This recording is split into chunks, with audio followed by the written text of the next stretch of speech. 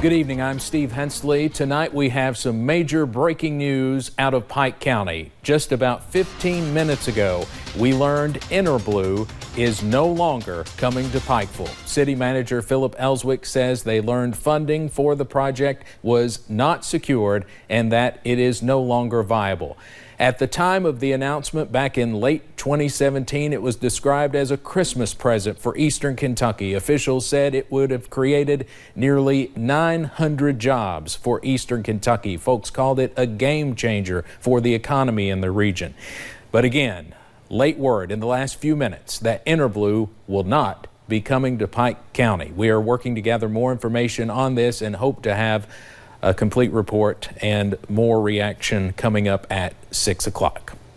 Well, at this hour, President Donald Trump is putting the finishing touches on his State of the Union address. We are learning more about what we can expect to hear and see during the speech. Ted Fioraliso is live in our Washington News Bureau to break down the guest list and more. Ted? Hey, Steve. Well, President Trump will continue the tradition of inviting Americans to watch the speech in the House chamber with the First Lady. They will be the faces of the issues the president is expected to outline tonight. President Trump will continue the tradition of inviting Americans to watch the speech in the House chamber with the First Lady. They will be the faces of the issues the president is expected to put forth tonight. This family will be front and center. They're the daughter, granddaughter, and great-granddaughter of Gerald and Sharon David. The elderly couple was found shot to death in their Reno, Nevada home. The suspect was in the U.S. illegally. According to a senior administration official, immigration will be one of 5 major topics in the president's speech. The president tweeting this morning, "Tremendous numbers of people are coming up through Mexico in hopes of flooding our southern border. We have sent additional military. We will build a human wall if necessary. If we had a real wall, this would be a non-event." Congressman John Ratcliffe of Texas says the president is speaking honestly about the situation at the border. We've had Republican and Democrat presidents fail to solve this issue, and finally we have a president who's prepared and willing to do that. I think what he'd like to see is cooperation from the Democrats. Speaking of Democrats, some are choosing to boycott the speech, including Tennessee's Steve Cohen. Cohen saying on Twitter, "I'll come to the House chamber for the State of the Union when I can hear from a president who will tell the truth." One big change you may notice tonight, sitting behind the president, new House Speaker Nancy Pelosi. The two had a very public back and forth over the timing of the speech, which had to be rescheduled because of the government shutdown. And former gubernatorial candidate Stacey Abrams will deliver the Democratic response. Senate Minority Leader Chuck Schumer, who invited her, says that Abrams knows what working and middle-class people go through. Steve? All right, Ted Fioraliso live in our Washington Bureau. Thank you very much. And of course, you can see the speeches beginning tonight at 9 right here on WYMT. A man is dead after an accident this morning at the Toyota plant in Georgetown. It happened about 4:15 this morning near a loading dock. The coroner says a 33-year-old man who worked for Ryder Trucking was pinned between a truck and a trailer while trying to attach them. The man's name has not yet been released. In McCreary County, Kentucky State Police continue to investigate a man's disappearance. Police say Jeff Shepard has been missing since March of last year. Troopers say he was seen at his home in Whitley City and then later a bar in northern Tennessee. Officials say he has a gray 1984 Ford F-150. If you have any information, you're asked to call Kentucky State Police, Post 11. What should be a happy celebration today for a Madison County mother is being put on hold. The search continues for Savannah Spurlock, who turns 23 years old today.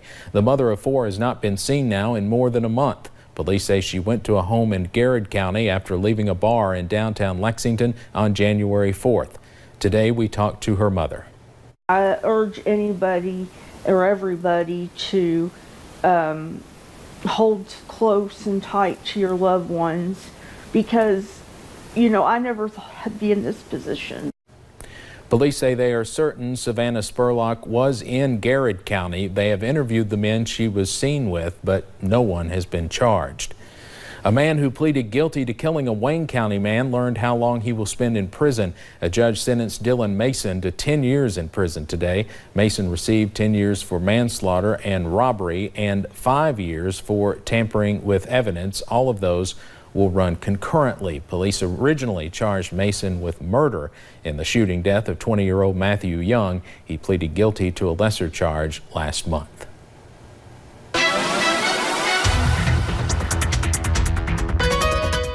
Well, this morning, most of us dealt with cloud cover, a little bit of rain chances, but now we're seeing some sunny skies here in Hazard. You can see blue skies, but that sun's starting to set. It is absolutely beautiful out there. Get out if you can before rain chances really start to take over the forecast. You can see here on satellite and radar that we saw those showers a little bit earlier this morning, cloud cover, and a lot of us seeing a good pocket of sunshine this evening. Now, as we scan the skies right now, good news is we're looking at a clean sweep, and we're going to continue to see that for the next couple of hours before rain chances really start to increase once again as we head into your Wednesday. Temperatures, though, they're pretty mild out there, those low 60s to mid 60s. Some spots into those upper 60s down into the Cumberland Valley. But as we head into your Wednesday and Thursday, heavier rain's going to move into the forecast. And that's why we have these flood watches out for the counties in green. Now, this goes into effect tomorrow evening until about noon on Thursday, so we could see some localized flooding issues definitely possible. You'll definitely want to download that WYMT weather app to stay updated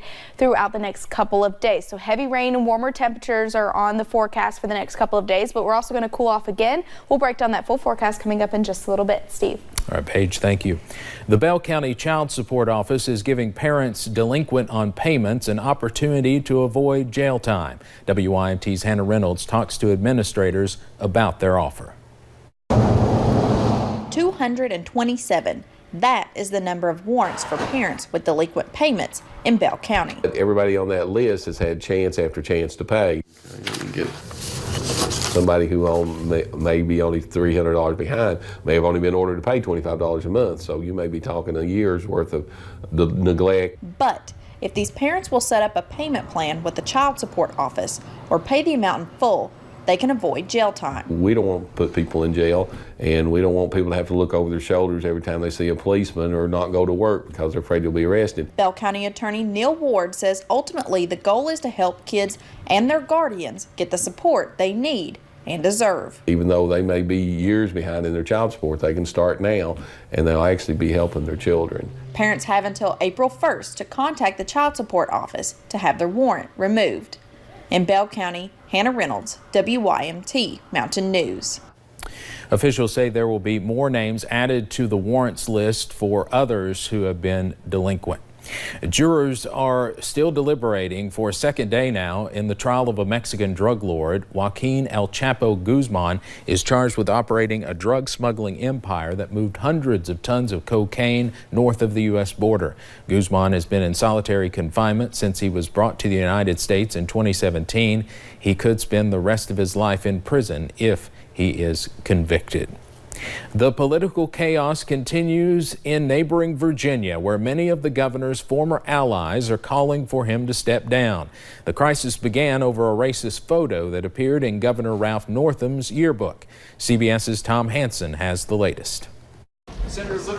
Virginia State Senator Louise Lucas used to be an ally. Now she's calling on Democratic Governor Ralph Northam to step down.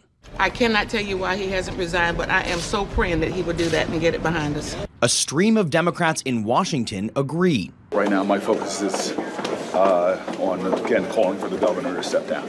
When this many of Virginians, and especially kind of leadership Virginians, have lost confidence in him. It's a very, very sad situation. Governor Northam stayed holed up in private meetings as the pressure builds over the revelation of a racist photo that appeared in his 1984 medical school yearbook.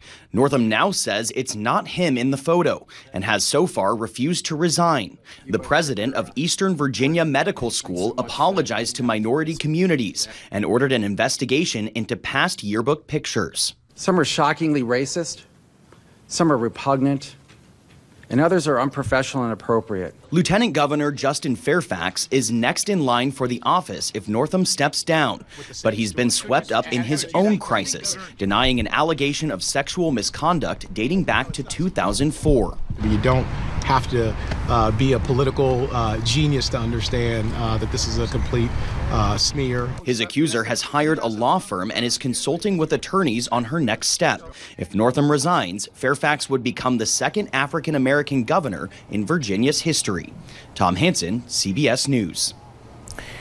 Coming up on Mountain News at 5:30, wait until you hear the story behind this video. It's just like a scene from Toy Story. And Facebook announces a new feature. That and more in our Money Watch headlines.